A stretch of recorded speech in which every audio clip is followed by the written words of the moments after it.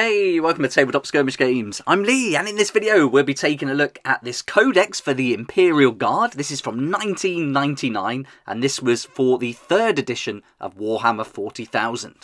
I recently did another video looking through the Imperial Guard Collector's Guide, looking at all the models from this era. A really great read, really interesting to look back on the hobby and how it's changed. That's available to watch if you want to. I've also got this Catachan book to look through later on, but we're going to focus on the Imperial Guard Codex today in this video, and it's really cool to compare it with the newest edition. What a difference. And you know, although the newest edition is a lot more fancy, obviously improved, I still think that the essence of this older version beats it. I think the vibes I'm getting, the nostalgia, is just great. So we'll have a look at both books as we go through and just compare the differences slightly. But first of all, we'll go through the old Imperial Guard Codex in full so you can get a good look at it. And the reason I'm doing this is because I was inspired by this awesome skirmish game called Forbidden Psalms: The Last War, and it's focused around like a World War I kind of era, but with a lot of twists, some dark twists. And it's really inspired me to think up a game, a simple game, for one of the tanks from my Imperial Guard collection and a tank crew. And they had a page in there about tank rules, which I thought was really interesting. And that would be something that a whole game could be based around, I think would be fantastic. And I don't know about you, but I'm really excited about this Rogel Dawn tank. I think this is one of the best models to come out of Games Workshop for a long time. I think it's brilliant, and I would love to create something just around this particular tank. And so I'm thinking if we've got a tank and then a tank crew, and then you've got a game that just focuses on them, and you go on a campaign, maybe you choose different models with different weapons for different reasons. Maybe they're going after monsters, maybe they're going after other tank crews, and you're just doing battling out on a battlefield. But I just love the idea of this tank crew off on their own on secret missions. I think it would be fantastic. I would make for a really fun game. So I'm going back through these old books, and I'm going to be combining my Weekend Warriors rule set, tweaking it slightly, coming up with a narrative, a setting with some background, specific rules for this tank and the crew. And so that's going to be something I'll be working on in the new year. I'm coming to the end of a project I'm currently on, an RPG game, which I'm really excited to launch next year, and so I'm already looking for my next project and what I'm going to jump on. It's certainly time to go back and look at Weekend Warriors, and if you're interested in picking up this game and supporting the channel, I'll put some links down below. But let's get back to the Imperial Guard Codex from 1999, and we'll have a good look through this. And what a great book. I really enjoyed going back through these old ones. I'm also looking at lots of independent books and RPG style, because I really like the kind of vibe you get from these older editions.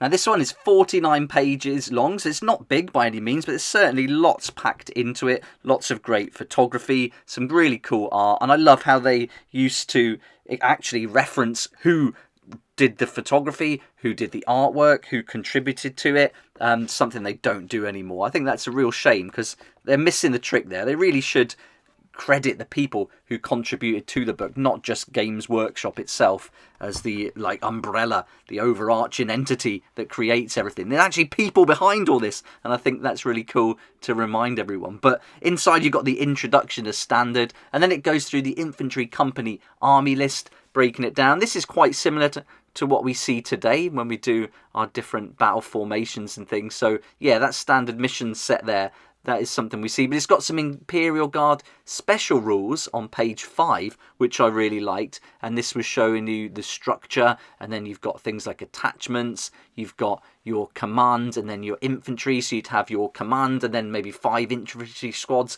working off that. So it's really cool how it breaks it all down into a proper hierarchy there. So yeah, that's a really nice section. And then we're going through with things like these letters, all the different artwork's really cool in this black and white inked theme. I really do like that style. That's the style I like to draw in. So yeah, really enjoying that.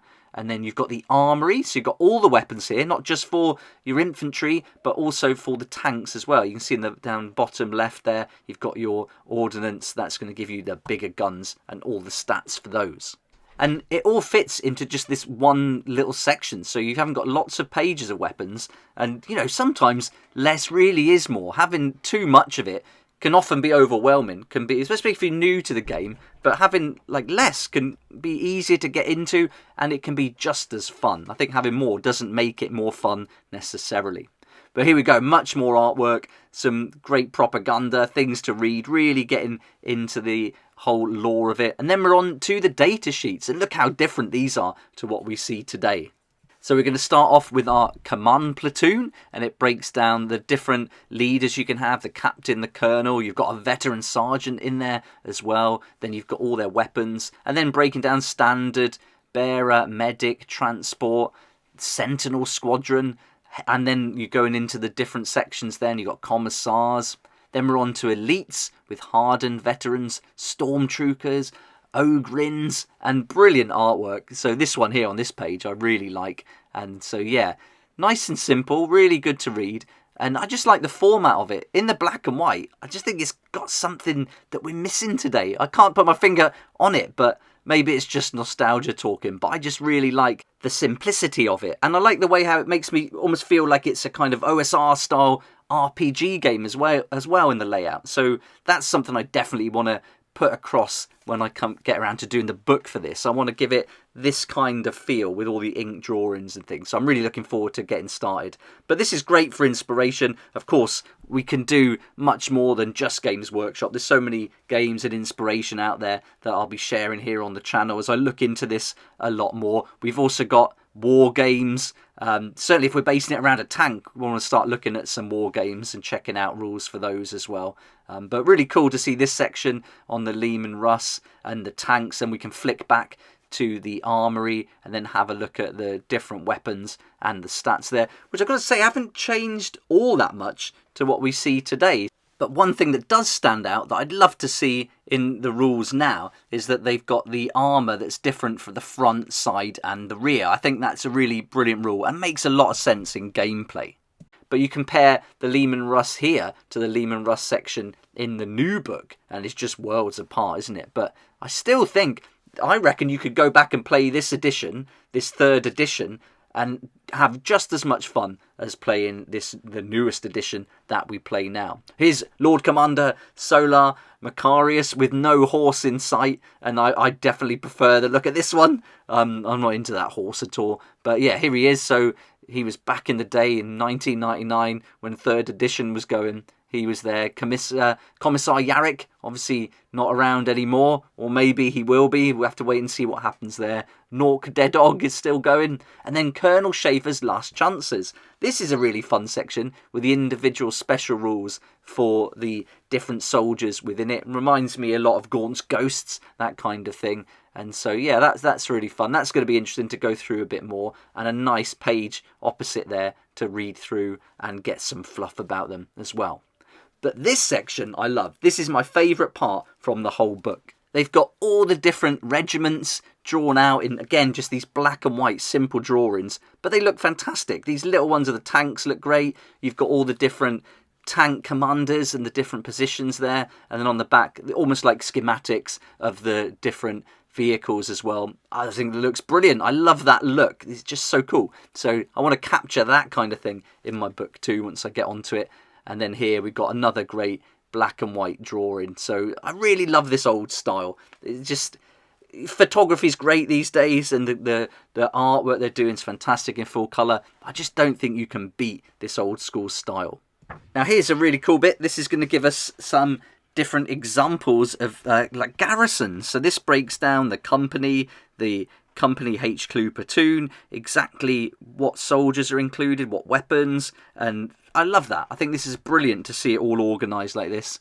And then here it's showing us about collecting and modelling an Imperial Guard army. This is quite a large part of the book, actually, really focusing on the collecting side of the hobby, which I think is missing a little bit from some of the codexes now, or at least it doesn't come across in the same way. Like seeing all the handmade terrain here rather than the plastic stuff, I think is a nice touch. See, like, you know, like that desert one on the previous page, you've got the icicles there. That's all made from foam or cardboard, and, you know, things you've got lying around junk at home when you used to see how they'd make all the industrial battlefields. It's really fun.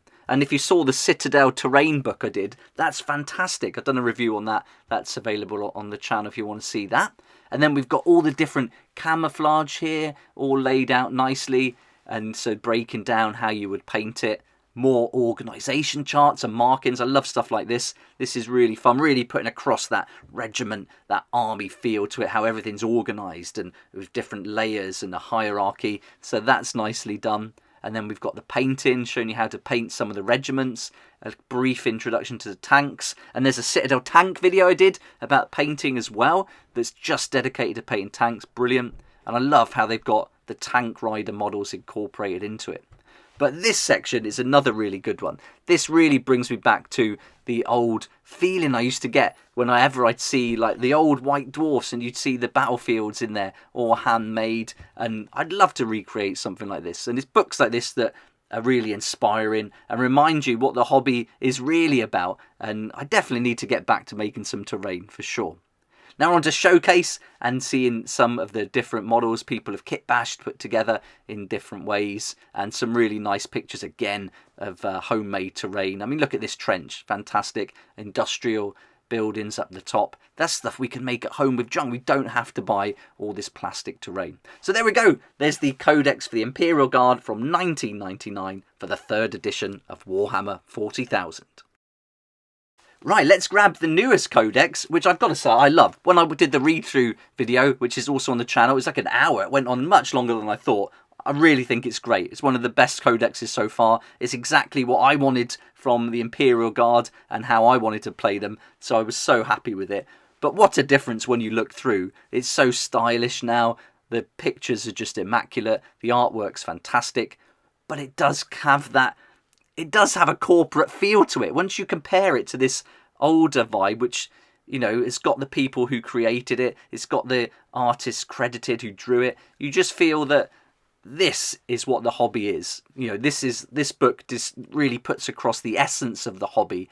And seeing those pictures, it makes me want to grab my models. It makes me want to build a battlefield and get started. Whereas as much as I love the new Codex and the way they've done the photography, photoshopped it, got the smoke going on, it doesn't have that same feeling. So, yeah, it doesn't...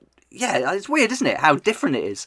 And you've got the data sheets now with a lot more rules, which are fun. I like the complexity of it. Once you start playing 40k, something that might have put you off at the beginning is actually now what I think is one of the attractions of the game. Having everything to like plan ahead and spend a lot of time just thinking about different ways of putting together your army is a big part of the hobby before you even start playing the game and building the models. But having some simpler rules is quite attractive, and that's something I'm looking forward to really focusing on with Weekend Warriors and taking my rule set and doing something a little bit different with it. So yeah, can't wait to get started, but really had fun comparing these two codexes, especially doing them so close together when, you know, when I did the long video of the new codex and now going through these older books now. It's been really interesting, and I hope you've enjoyed seeing these videos I've been doing recently comparing them all. That collector's guide's up. We've done the Imperial Guard one now. We've still got the Catachan one, so I'll do a video on that because why not? Let's do all of it because this is a fun little book too, and just really shows that you don't need a lot of pages to get a lot of fun from it. So I think that there's a lot to learn from this one too. This was from a really good era in the hobby. It's a bit of an Imperial Guard week this week. I've got to do the data card pack, the new ones, so we'll have a look at those together once I get those open. And don't forget, Weekend Warriors is available if you'd like to grab a copy and support the channel. You can get a PDF or print copy of that, and if you order the print copy, you'll get the PDF for free. So all the details are down below. But I hope you enjoyed the video, and thanks so much for watching. I'd love to hear what you think about these old school books in the comments down below, so let me know your thoughts. But for now, thanks so much for watching. If you liked the video, please hit the like button, subscribe for more videos like this one, and don't forget to hit that notification bell too to join me here next time on Tabletop Skirmish Game. A big thanks to Tabletop Star for supporting the channel this month. Check out their website, the link's down below in the description. This is a great place to meet people in your area who like to play games as much as you do, so really awesome idea. And of course, a huge thank you to my Patreon supporters for being there right from the beginning, helping me to keep going with these daily videos. If you'd like to join the Patreon supporters, that link's in the description there down below too. I'd love to see you there.